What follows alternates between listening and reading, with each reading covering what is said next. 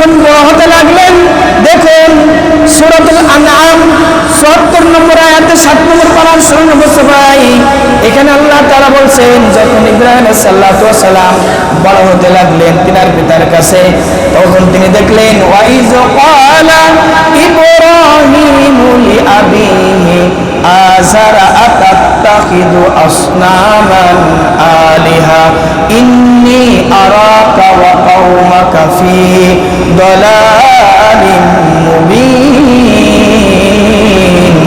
আল্লাহ তাআলা বলছেন ওয়াইজ ক্বালা ইব্রাহিম লিআবিহি, ইব্রাহিম সাল্লাম দেখলেন তিনার পিতা, আবুন মানে পিতা, আযারা আতাত্তাখিযু আসনামান আলিহা, তিনার পিতা মূর্তি পূজা করে। কি করে?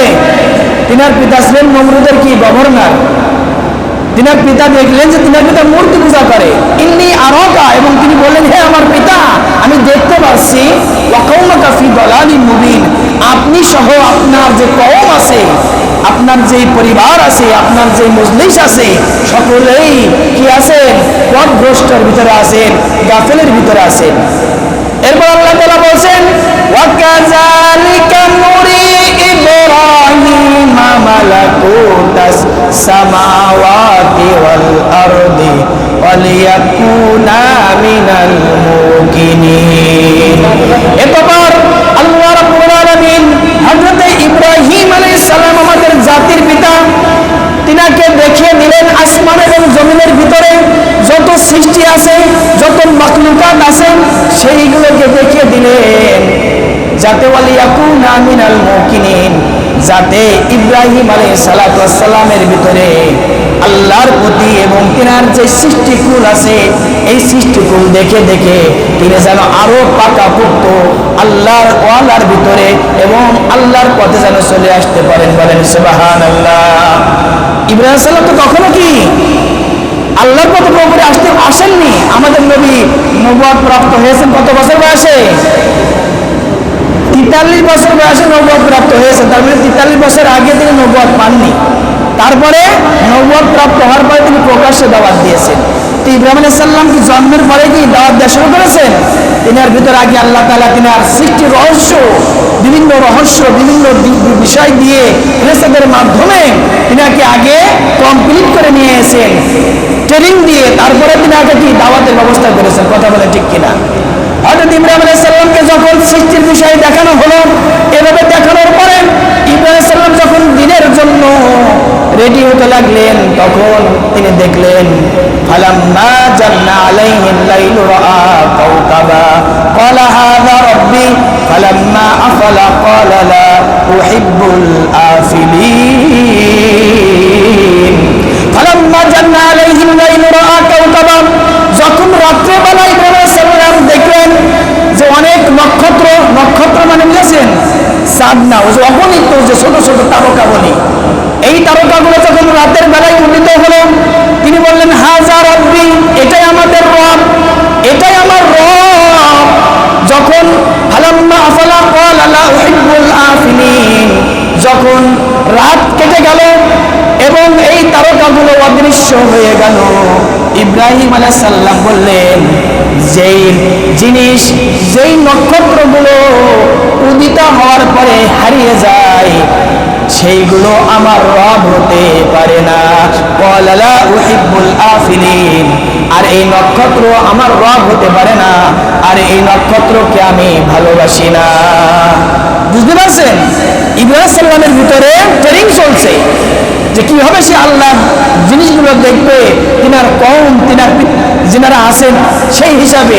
এরপর নক্ষত্রগুলো যখন চলে গেল, পরে আল্লাহ তাআলা বলেছেন ফালাম্মা রাআল কমারা বাযিগান ক্বালা হাযা রাব্বি ফালাম্মা আফালা ক্বালা লা ইল্লাম ইয়াহদিনি রাব্বি লা আকুনান্না মিনাল কওমিদ দাল্লিন।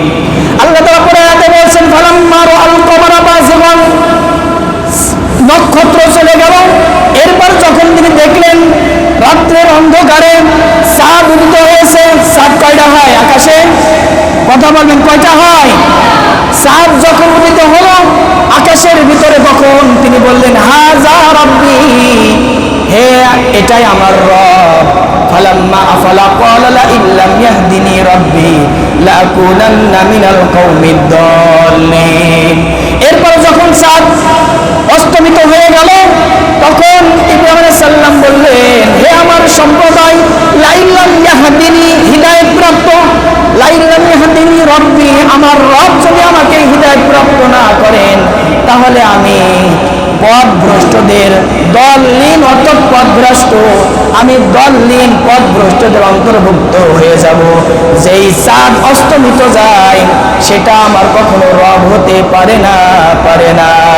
চিল্লাই বলেন সুবহানাল্লাহ। এরপর চাঁদ অস্তমিত গেল। এরপর যখন তিনি দেখলেন দিনের বেলায় সূর্য উদিত হয়েছে, আল্লাহ তাআলা বললেন, ফালাম্মা রাআশ শামসা বাযিগাতান ক্বালা হাযা রাব্বি হাযা আকবার, ফালাম্মা আফলাত ক্বালা ইয়া কওমি ইন্নী বারীউম মিম্মা তুশরিকুন। ইব্রাহিম আলাইহিস সালাম যখন দেখলেন দিনের বেলায় সূর্য উদিত হলো, রাআশ শামসা, শামসুন মানে সূর্য, তখন তিনি বললেন, হাযা রাব্বি, এটাই আমার রব, এবং হাযা রাব্বি হাযা আকবার, এটা রব কিন্তু সবচেয়ে বড় রব। এতক্ষণ তো ছোট রব ছিল, এই সূর্যটা আমার বড় রব।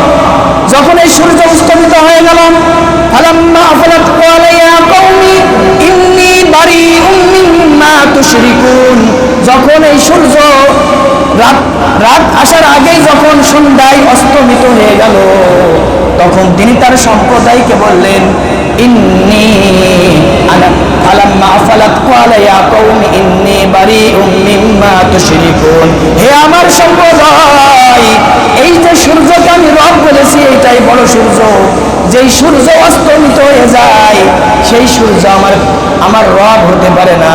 সুতরাং আমি আমার সম্প্রদায় সহ আমি তোমাদের শিরকের ভিতরে নাই, ইন্নী আনা মিনাল মুশরিকিন, আর আমি মুশরিকদের অন্তর্ভুক্ত নয়। কারণ মূর্তি পূজা করছে মানে তারা তো শিরক করছে। তিনার পিতা নমরুদের অনুসারীরা যারা ছিলেন তিনারা সবসময় তো কি মূর্তি পূজা, বিভিন্ন মূর্তি পূজা করতো। তিনি বললেন, আমার সম্প্রদায় আমি তোমাদের সাথে নেই এবং আমি মুশরিকদের অন্তর্ভুক্ত নই। ইন্নী, পরে আল্লাহ তাআলা বলেছেন, ইন্নী ওয়াজ্জাহতু ওয়াজহিয়া লিল্লাযী ফাতারাস সামাওয়াতি ওয়াল আরদা হানিফাও ওয়া মা আনা মিনাল মুশরিকিন।